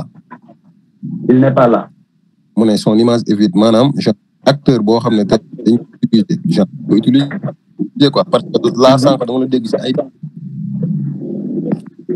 ay biir wax da nga ne genre da ngay am frustration parce que li nga bëgg a jouer c'est pas amapuloo sens mettre ko loo ko génne si donc moom mu ñëw wax ñu lii quoi acteur boo xam ne dañ ko utiliser dans un film quoi des planches quoi il n'est pas là voilà son image est donc loolu su ma ko déggee est-ce que yow léegi foofu la mooy est-ce que jàppuloo ne genre ñi ngay jouer après am si frustration yëpp nekk ne genre dañ pour utiliser quoi pour ne pas donc tel c'est que lan nga quel a été le blocage entre yow ak le ñu war a use quoi si film bi ba nga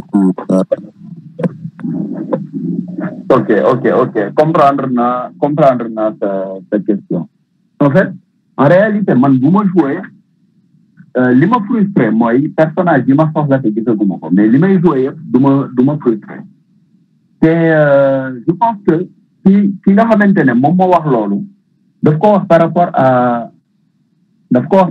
à la formation da koy wax plutôt par rapport à la formation parce que dafa am loo xamante ne dañ ko yàgg a dégg ci formation yi mooy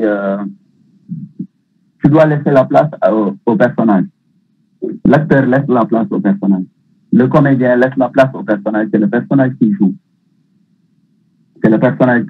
et mooy combat bi nga xamante ne actuellement il y a toute une génération il y a toute cette génération là yi nga xamante ne comprendre nañ yenn affaires yi ils commencent à se rebeller contre ça parce que xam nañ ne enseignement boobu noonu bu continuer rek day jaxase lu bari mooy l'utilisation du corps de l'acteur par le personnage c'est-à-dire on t'inculque le fait que tu dois laisser la place au personnage alors que yow ak personnage bi benn ngeen vous êtes pareil donc dès qu'on te pousse à laisser la place au personnage profondeur du am parce que le personnage en lui-même c'est pas un humain le personnage en lui-même n'a pas de corps le personnage en lui-même est immatériel donc boo ko joxee sa yaram rek il laisse quelque chose de vide ndax am dootu fa nekk en fait am dootu fa nekk xam nga man en tant que man Ndiaga personnellement quand je joue dans un projet benn manque de satisfaction laay am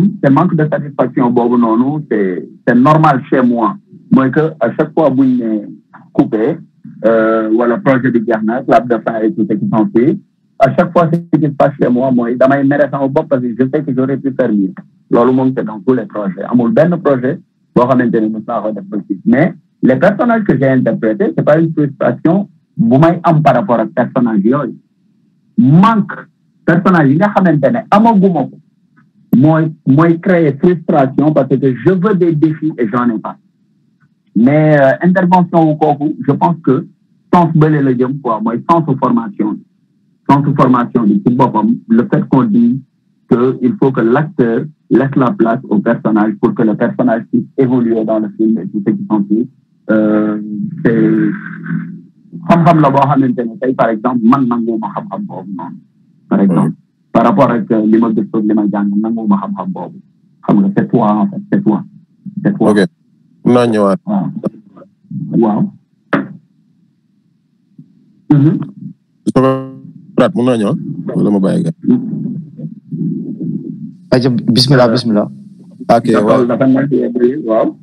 ok bu léegi bon grand bi merci beaucoup si réponse leer na et que bon merci sa gis alors pour beneen quoi en tant que yow bi nga xam ne t'es formateur waaw genre mu ne comment formateur bi quoi à tes modèles mu ne parler comme si vous parliez à vous-même waxal ak ñoom comme si sa bopp ngay waxal waaw mon intérieur comment dire monologue au lieu de dialogue maanaam monologue intérieur au lieu de dialogue maanaam je sais pas loolu peut-être yow daa am bien au théâtre monologue je sais pas même je pense bien que ni essence théâtre monologue donc waaw si côté boobu noonu en tant que formateur donc est-ce que war a wax à nos acteurs à ce que ñu dialogue bon dañu ko war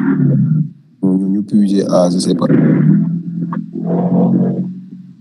en fait li muy wax foofu ci li concerne formateurs yi li muy wax foofu bon parce que day dagg donc ni ma ko déggee laa la bëgg a tonton bu fekkente ne dama juum aussi par rapport ak tontu bi nga gën ma leeral après en fait il faut une sincérité dans la formation c'est-à-dire que li ma xam man moom laa la mën a jàngal mais bu ma la koy wax damay mel ni sama bopp laay waxal soññee la boo xamante ne man maa ciy jiitu donc du ma la nax ndax li may wax sama bopp laa lay wax est-ce que tu comprends un peu damay def projection ci yow d'une telle sorte que man ñi lay former bu ma amul générosité mën la jàppee sama bopp mënuma la former parce que dinaa la nax dina am koo xamante ne buñ fa yeggee tey dinaa xool samay intérêt bopp mooy liñ naan màggatum jinne lum la jàngal dese ngalaju en fait man mi lay former waruma dese ngalaju tant que maa ngi am ci sama biir xol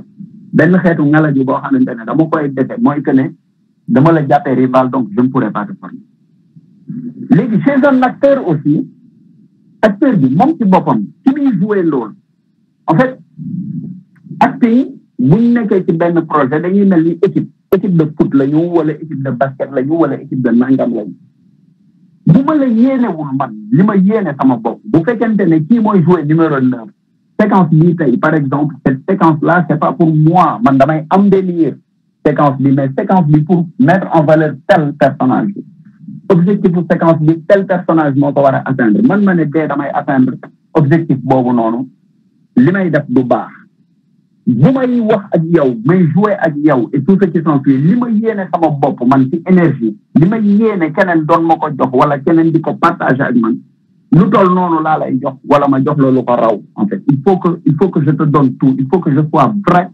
dans ce que je fais kon muy côté acteur bi muy côté formateur bi si je comprends bien par rapport ak li ngay wax comme nee naa la day dagg il faut une vérité totale il faut une vérité totale une acceptation totale ki may xool ci jàkkaarloog man ma koy jox day mel ni sama bopp laay jox muy ci formation bi muy ci jeu day mel ni sama bopp laay jox dama ko yéene man li nga xamante ne moom laa yéene sama bopp moom laa koy jox li gën ci man le meilleur de moi-même parce que le meilleur de moi-même du ma ko xañ sama bopp donc il faut cette part de vérité là il faut ce partage là je sais pas nag ndax Braille texte bi nga lire noonu ak li nga doon laajte lool la bu fekkente ne du loolu kii ma tuuti dindiwaat ma tuuti quoi.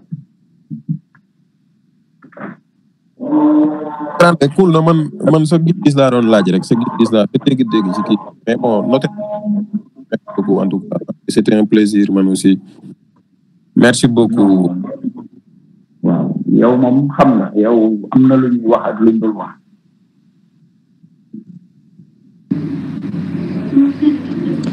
allo salaamaaleykum. waaleykum salaam. waaw sëñ bi nuyu naa la ziar naa la ça fait plaisir. waaw yàlla na ci panel bi nii. waaw tout le plaisir est pour moi. waaw maa ngi doon teewlu waxtaan bi am na solo lool jàng nañ ci lu bëri. jërëjëf waaw ñaanal yàlla rek waaw gën a jëm ci kanam gën a yokk. taxawaay bi gën a dëgër transmission bi mën a nekk xam nga. amiin waaw mais amoon naa benn question bu ma bëggoon rek jàllale. waaw. donc fan yii dama doon wax ak sama benn xarit benn cinéaste malgache. waaw ñoo ñuy waxtaan ci cinéma mais moom nee na ma dafa bokk ci ñi nga xamante ni ñoom il préfère xam nga def casting sauvage. waaw donc bi ma ko laajee lu tax mun ma parce que boobu noonu fi ngay liggéeyal tu sens une sincérité dans le geste xam nga. waaw. donc ma ne ko waaw mais loolu est-ce que à la longue du rey cinéma yi mun ma noonu parce que yaa ngi wax waxu immersion. waaw ngay joxe référence yi tundu wundu comme ay rôle bandi la ko doon ci place boobu noonu. moom nee na il préfère directement foofu noonu def fa casting retrouver personnage am liggéey donc loolu bëggoon naa si xam sa xalaat waaw te gis naa tamit ay réalisateurs yu def ko Mathieu Diop récemment def na ko def casting sauvage ça plus ou moins marché voilà on a vu tamit Banele Adama Ramatoulaye def na ko moo bëggoon am sa point de vue sa avis. waaw xam nga loolu li koy indi mooy les réalisateurs ils ont besoin de jeux prêts alors que ñun en tant qu'acteurs plus ñuy évoluer à un certain moment donné on a trop tendance à jouer avec les techniques yi dañuy jouer donc technique yooyu tant que ñu ngi ci nekk rek véracité bi day def ci alors que immersion boobu noonu ngay def ak utilisation technique yooyu il faut que tu parviennes à aller au-delà de ces techniques pour que dëgg boobu noonu mën a nekk c'est-à-dire que dajale nga information yi dajale nga dëgg tu vas utiliser des techniques pour que loolu dugg ci yow mais bu duggee ci yow il va falloir que nga def d'une telle sorte que loolu nekk dëgg ci yow li tax nag gars yi di choisir casting sauvage jël ay nit ñoo xamante ni ils n'ont pas été formés c'est que ñooñu boo leen di defloo benn affaire doo sentir ci ñoom benn technique ndax xamuñu une technique xamuñu ni fii da nga war a def nii fii da nga war a def nii fii da nga war a def na le alors que technique danger bi yëpp mooy tant que tu ne vas pas au-delà de la technique tant que seeyul ci yow ba indil la véracité nga taxaw ci kaw technique bi kese li ngay def du doon dëgg on sent que tu joues on sent que tu essaies de caler quelque chose on sent que tu veux nous amener quelque part est-ce que yaa ngi comprendre un peu parce que dafa am looy utiliser pour def nangam da nga topp règle bi juste en fait alors que règle boobu noonu dañ la ko tegal pour que yow boo ñëwee ba ci limite règle bi ngay doon di plonger nag ci monde dëgg bi loolu nag moom mooy problème bi moo tax ak réalisateurs yi man dama leen di nangul position boobu noonu dama leen koy nangul totalement parce que ils ont besoin de vérité te ñun on a trop tendance à nous limiter aux techniques on a trop tendance à jouer avec des techniques ça c'est pas loolu est-ce que technique yi waru leen ko dépasser à un moment donné technique yi jàng ngeen ko assimiler ko mais à un moment donné suivant la nature du projet vous devez dépasser ces techniques et être dans le feeling dans la xam nga je pense on est obligé man li may jàngale je dis aux gens avant même de leur apprendre des techniques dama leen di xamal njëriñu technique bi lan la ak fan la technique bi yem ba pare daan ne la nag après tu outrepasse la technique parce que boo outrepassé wul technique bi joué woo en fait joué woo tu es dans une forme de mécanique et nous, exactement des fois de temps à autre on a trop tendance à ne pas vouloir nous fatiguer parce que technique tricherie technique tricherie du sonn yes technique tricherie la technique tricherie du sonn léegi nag pour ñu mën ko teg ci raay yi il faut ñu outrepassé technique yooyu te beaucoup de gens qui te disent acteur na ma yàlla baal te jéggal ma je ne le dis pas pour dénigrer qui que ce soit mais on a trop tendance à nous tamponner aux techniques. Exactement, je vois. C'est profondeur technique bi sax duñ fa yegg. Technique yi amul njëriñ bi dudul ci njeexital bi muy am ci yow la finalité que cette technique a en toi loolu lañ soxla pas technique. Exactement. Voilà. am na solo ak lay jaajëfal bu baax. jaajëf. Alors, on va essayer de prendre 2-3 autres questions et après on va passer à la dernière partie. Avant de prendre les 2 dernières questions, je voudrais remercier ceux qui sont déjà intervenus. Ibrahim, Braille et nos grands Amad Niane. Waaw, taxawaayam rafet na aussi ci cinéma. Vraiment rafetlu leen taxawaay bi parce que gis nañ activité bu mën di jugee moom day ñëw wane taxawaayam aussi wane aussi tamit intervention et c'est pas quelqu'un qu'on présente dans le cinéma. Donc di ko ziaraat bu baax di ko remercier aussi ci effort yi ñuy def pour accompagner initiative yëpp ñu ngi koy jël ci cinéma, que ce soit des initiatives qui concernent l'image, le son, mais tous les secteurs du cinéma il est présent. di ko ziaraat bu baax. Donc on va prendre Moussa. Après cinéma ou Luc, je pense que qui va être représenté par Amad Ndiaye. On va terminer par lui et après on va passer à la projection du film. Jaajëf.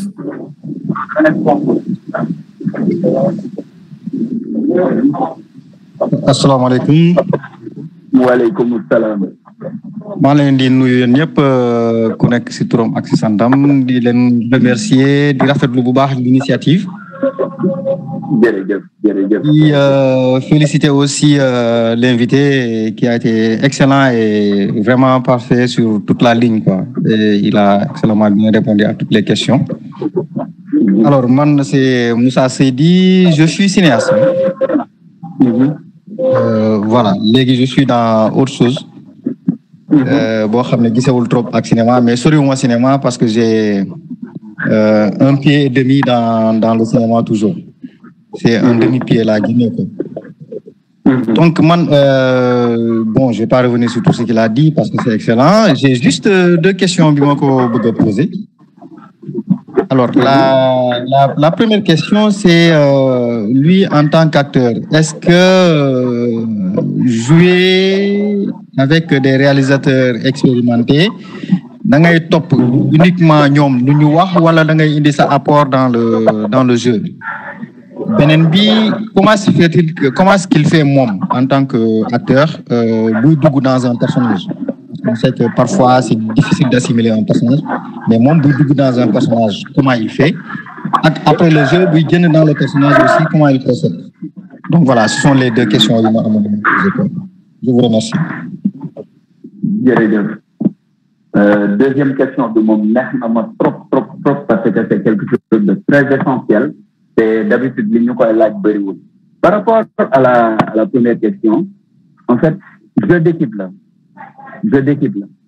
Des fois mën nga liggéey ak réalisateur yoo xamante ni dafa am lu ñu lay laaj ne la nga yem fa.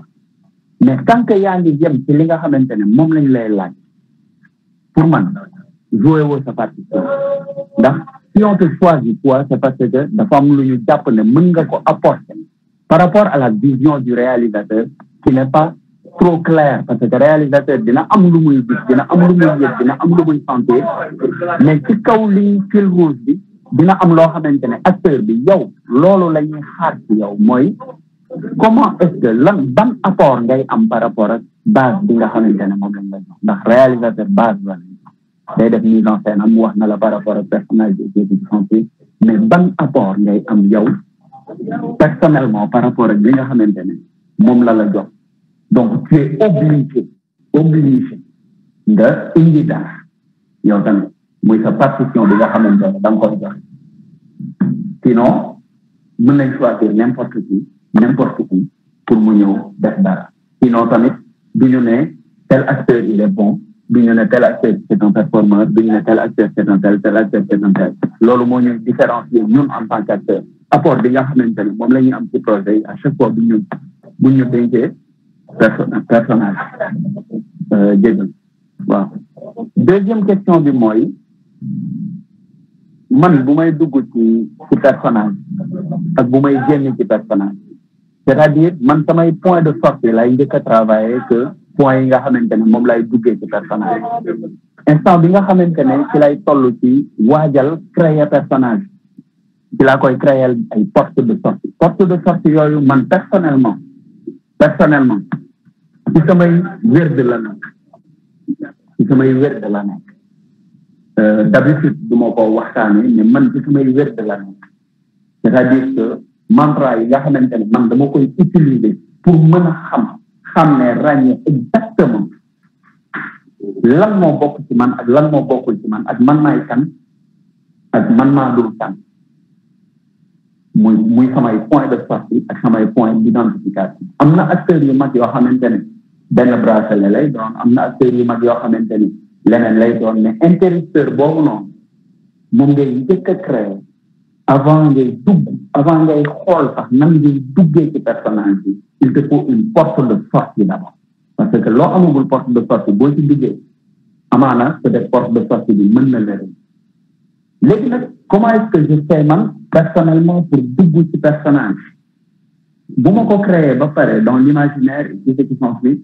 man dinaa dugg ci personnage bi bien avant may commencer film dinaa dugg ci personnage bi une fois deux fois trois fois xool ko ba xam loolu aussi c'est des points yoo xamante ne dama koy créer ci man c'est-à-dire il y a des combinaisons de choses des fois ci respiration laa koy defee des fois aussi c'est à travers la musique des fois c'est à travers la concentration moom lay amee samay points d'accès tout dépend de quel projet je fais damay am toujours benn point d'accès ci personnage ce qui me permet à chaque fois bu ñuy waaj a commencer point d'accès boobu noonu moom lay activer dugg ci personnage parce que construire naa univers am construire naa ko moom ba pare mais il faut que ma am samay point d'accès am samay point de sortie waaw du question de nag da ngay utiliser li ci nekk nangama tàngam wala li nga def en tant que li ngay def immersion affaire yooyu noonu non c'est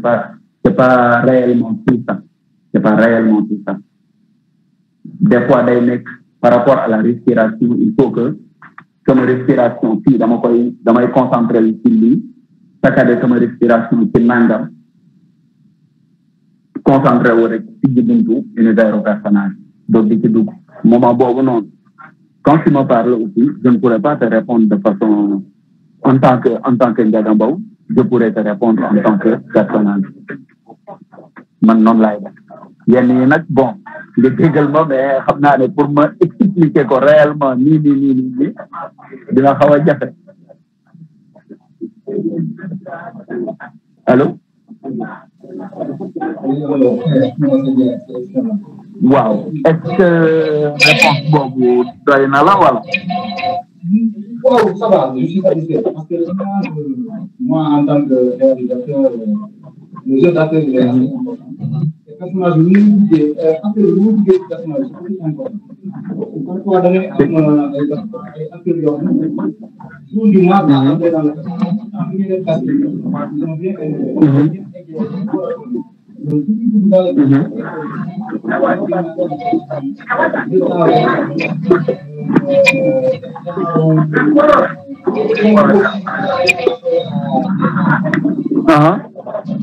psychologiquement nga préparé ko pour ñu ñëwaat aussi naka yi ko réveil il faut parce que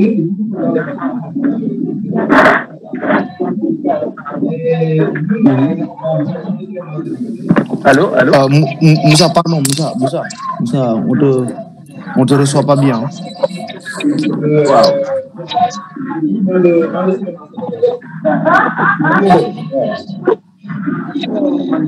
Allô Moussa. Ouais, on a du mal à te recevoir là.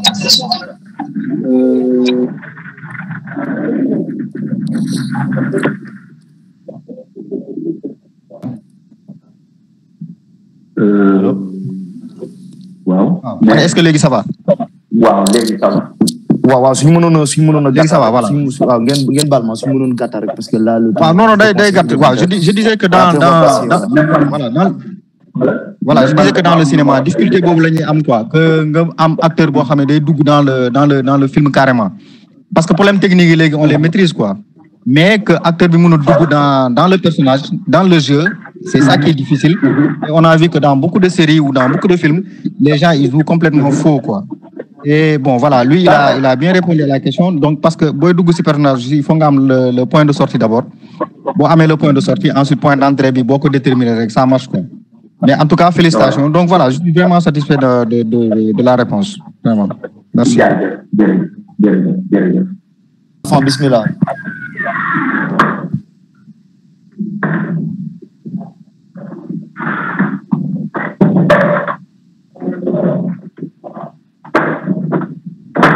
Allô? Voilà, merci. Salam alaikum. Est-ce que vous m'entendez bien? Oui. Voilà. Merci. Bon, Amat a dit 2 minutes, mais je vais prendre 1 minute pour le taquiner. Alors, je commencerai d'abord par le court-métrage. Donc, commencer par remercier tout le public qui est ici présent, à commencer par l'invité, Ndiaga. Pour le féliciter déjà pour sa brillante présentation, sa masterclass. Bon, personnellement, j'ai pas encore l'opportunité de travailler avec lui, mais certainement bosser avec les grands acteurs qu'il connaît, les Ibrahim Mbaye, Yacine et Rapaya, etc. Donc, je suis aussi son travail, donc c'est un excellent acteur. Et vraiment, je valide tout ce qu'il a dit sur le jeu d'acteur. Certainement, je reviendrai là-dessus. Alors, remercie également Obélis ou Ahmad qui est derrière pour cette très belle initiative du Ciné-Club Siwal qui pour moi, pour moi, ne fait rien, quoi.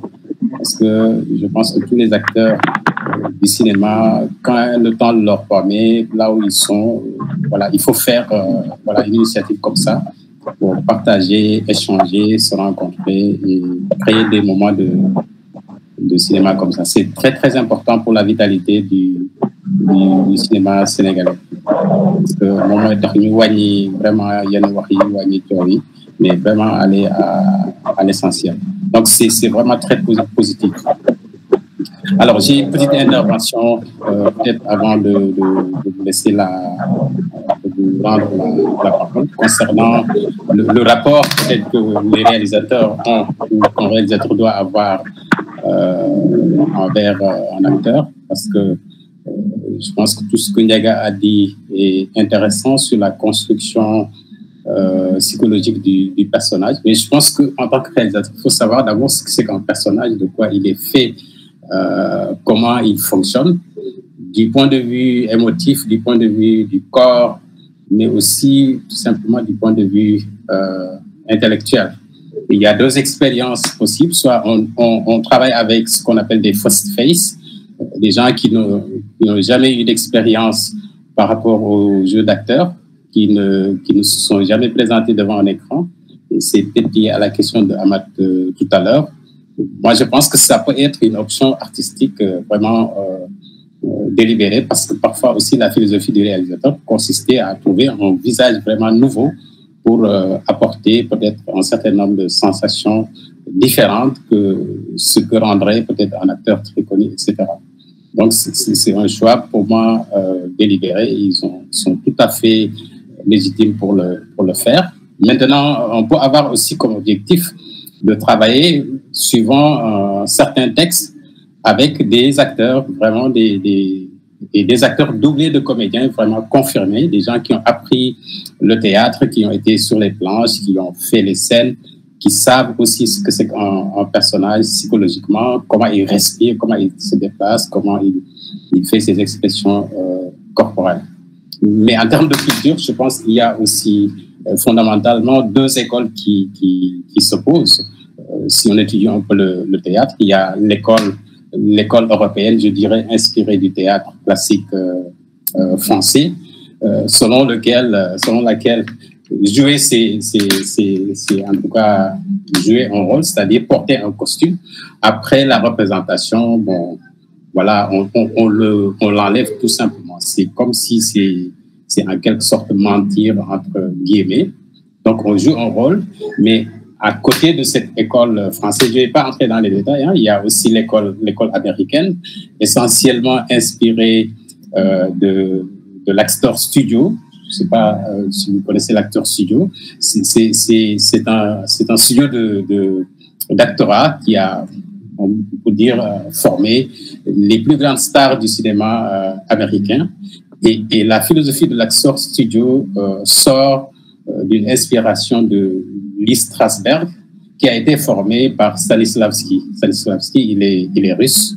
Il a écrit deux ouvrages que je vous recommande pour les jeunes, qui sont vraiment des bibles dans le jeu de la science du jeu d'acteur et même la direction d'acteur. C'est la formation de l'acteur et aussi un excellent ouvrage sur la construction du personnage. Ce qui fait que beaucoup d'acteurs français ou d'écoles de formation préfèrent même aller chercher un Américain qui a été formé selon la méthode de Stanislavski et pour, en tout cas, se démarquer de l'école du jeu d'acteur, mais comme l'a dit Ndiaga, pour l'immersion, c'est-à-dire l'acteur qui va vivre le rôle.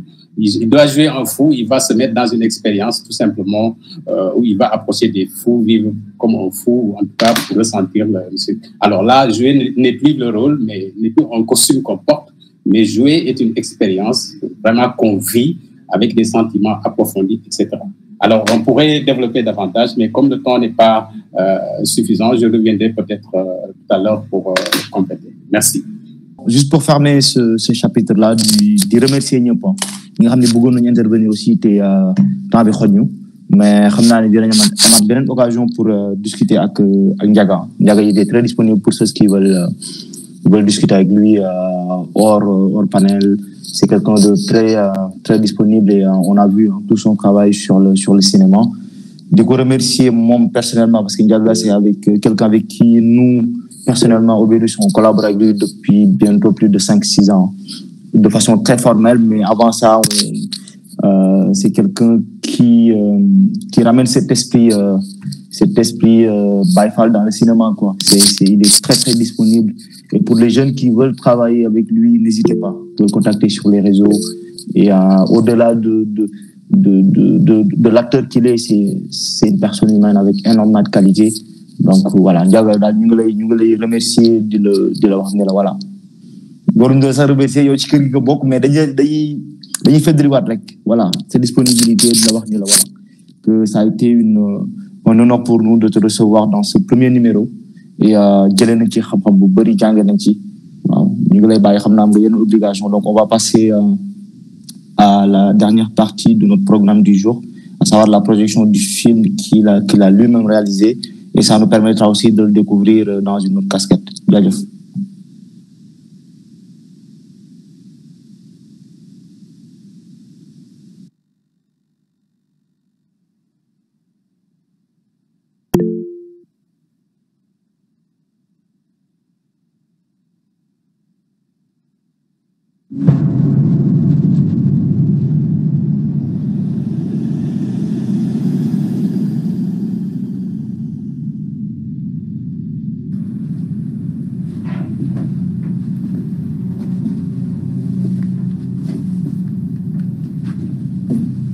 Chose que tu as apporté avec toi.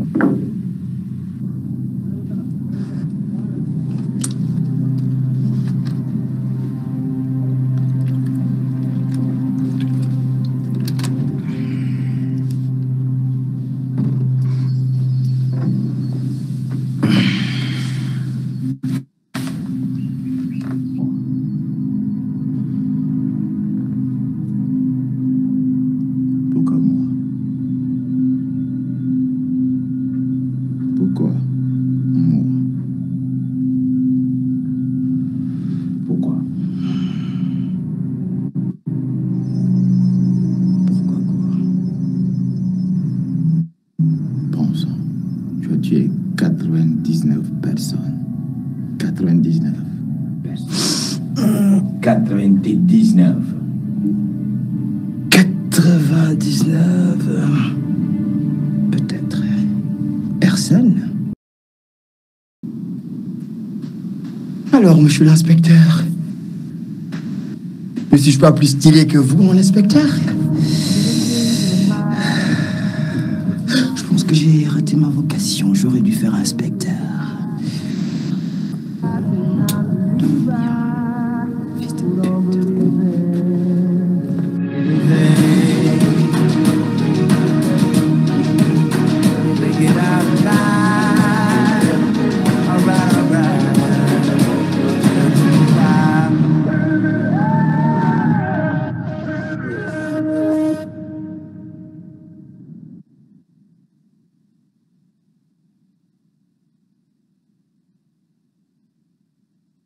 Taki dëggu nañ taw bi di tëggul li leen perturbé dënu la li rib ci seeni nopp sama dënn la te ne nañ la ne du lu yàgg kon li dëgg la li dëgg la li dëgg la li dëgg la dëgg la sama dëgg la li dëgg la li dëgg la li dëgg la dëgg la sama dëgg la mel na ni jant bi daa gën a leer maa ngi feex yëngelaw bi daa gën a neex dama rab ba fay ci school mère bi gën a fier damay toog ma guux kuur yi sama rab di gën a mer intellectuel du mën a kees boole ma tukkara débat ouvert yee dina lem ak kuy werante ci li may def tax dina def say tànk baaxul nga bëgg ma tey dem dina leer yéen yi nga dina leer concert la bi toll na mais j'y fais jox leen cash yu dem cool black nee na ma ni jaayam wàcc na conteneur te ci biir am na orchestre rek ma tasu sono au complet gis bëgg jënd yokk mooy sama devise yi zéro sponsor xanaa sama xiif what I do is win ba yendu tàngal fii nigga cut my game 7 I be on my heat nigga cut my game 7 I be on my heat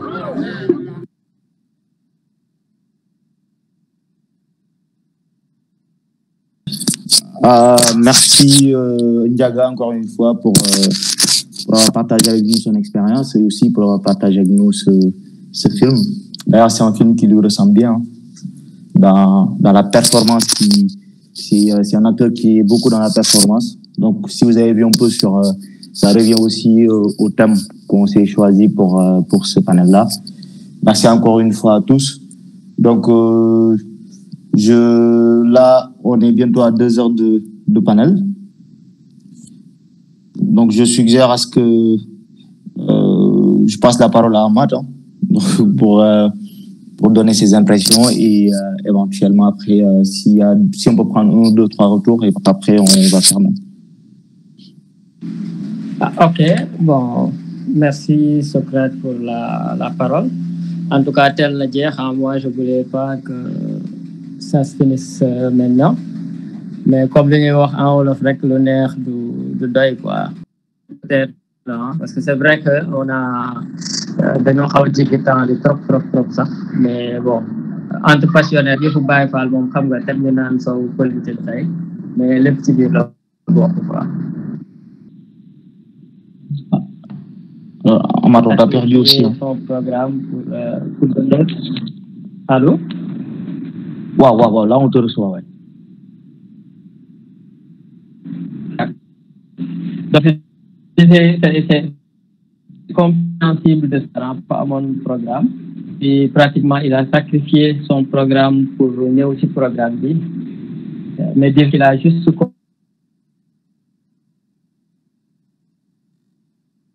vraiment ce que nous, si notre évoluer. C'est dire que fait xam ne war rek si yokk ñi nga xam ne ñoo topp si ñun ba nga xam ne pratiquement tout ce qu'on met en place comme mission dafay mën a àggale. Moi, pour dire vrai, j'ai une question pour lui. J'avais beaucoup de choses à dire avec lui, mais dañuy comprendre ne du xaj ci panel bi. Comme ni ko Arfan dundee un peu moom xam nga moom discours am souvent day long. Du mën a xaj ci lu mel ne ay panel ak ay yooyu donc day baax à chaque fois rek juste ñuy junj à travers un ciné-club comme ça même en mode virtuel que ne c'est possible. Il faut juste énergie ñu fexe xam nan lañ koy boole pour que ñi nga xam ne xaw a ëppale tuuti mën a partager que ça soit l'expérience connaissance lu mu mënti doon rek dinañu dimbale pour mission bi nga xam ne moom la ñu dëgmal pour vraiment apporter de l'innovation dans le cinéma sénégalais mais fexe aussi ba cinéma bi ñu respecter ko ba pare mu am constance ba ca war. Donc, je pense que ça, c'est un très bon début, mais c'est club Siwal bi. Donc, bëri na ñoo xam ne sax pratiquement bëggoon nañ dugg mais comme j'ai dit rek il faut forcer aussi ce type de rencontre là surtout en virtuel parce que mënuñu changer cinéma fekk aussi nit ñi mënuñu dugg ci ay live meet des trucs comme ça.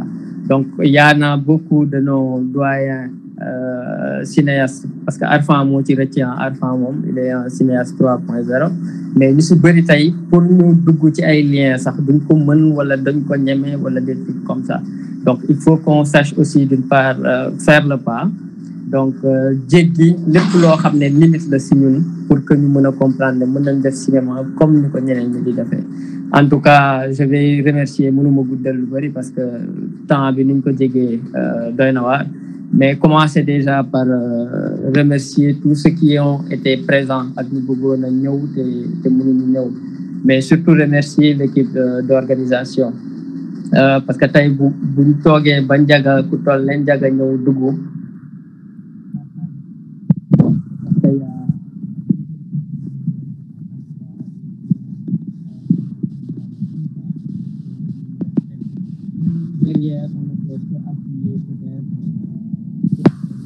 Amath, on t'a perdu, hein, ce micro est... Allô? Wow, là, on te reçoit mieux, ouais. Là, on te reçoit mieux. Ah, d'accord, je m'excuse. Hein. Donc, li ma fi wax yëpp ci tënk daal c'est des paroles de remerciement à l'encontre aussi de l'équipe de l'organisation.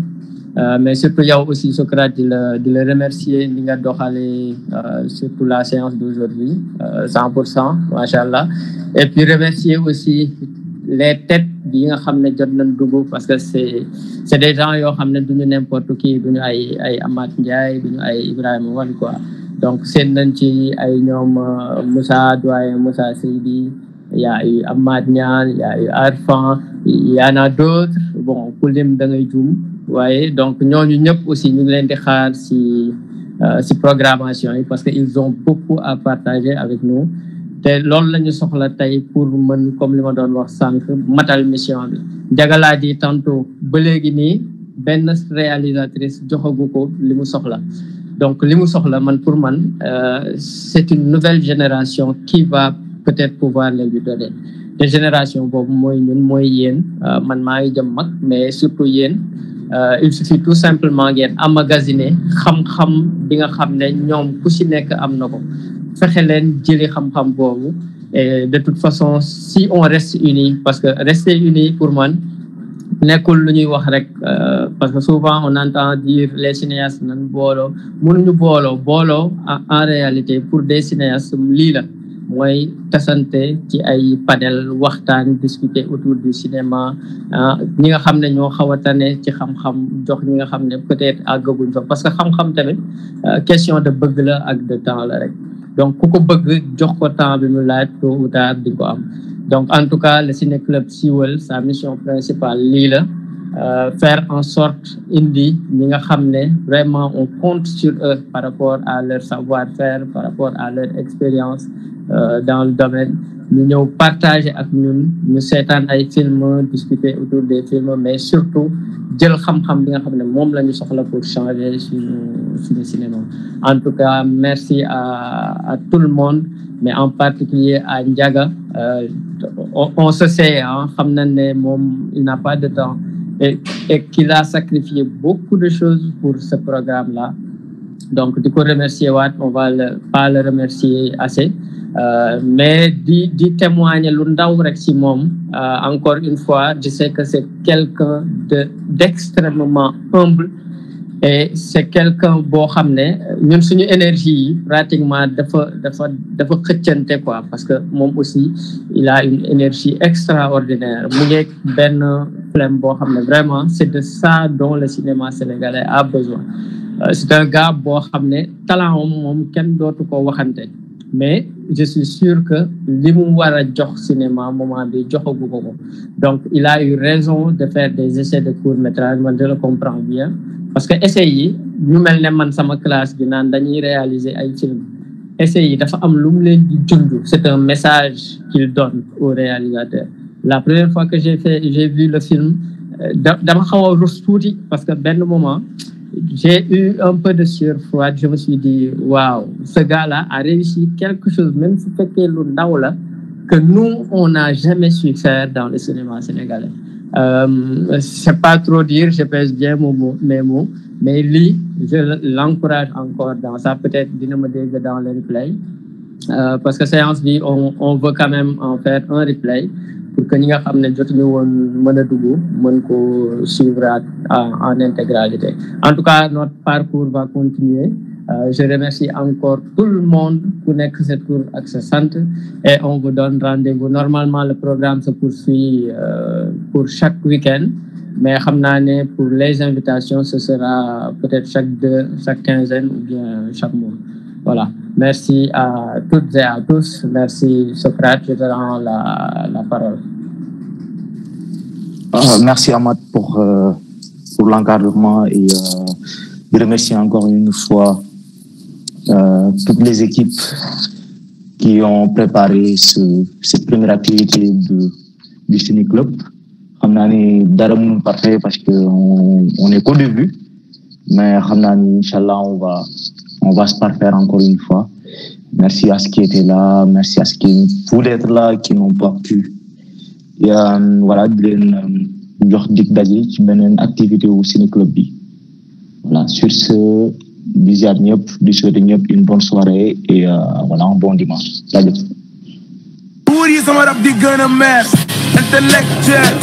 du mën a génn boole mag tukkara débat ouvert ya dina leer ak képp kuy werante ci li may def tax dina der say tànk baaxul nga bëgg ma teeram dina leer yéeni nga dina leer concert la bi toll na mais j'y fais jox leen cash yu dem cool black nee na ma ni dayam wàcc na conteneur te ci biir am na orchestre ak mato su sono au complet gis bëgg jënd yox mooy sama devise zero sponsor, xanaa sama xiif.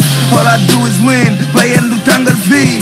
Nigga cut my game 7, I be on my heat. Nigga cut my game 7, I be on my heat.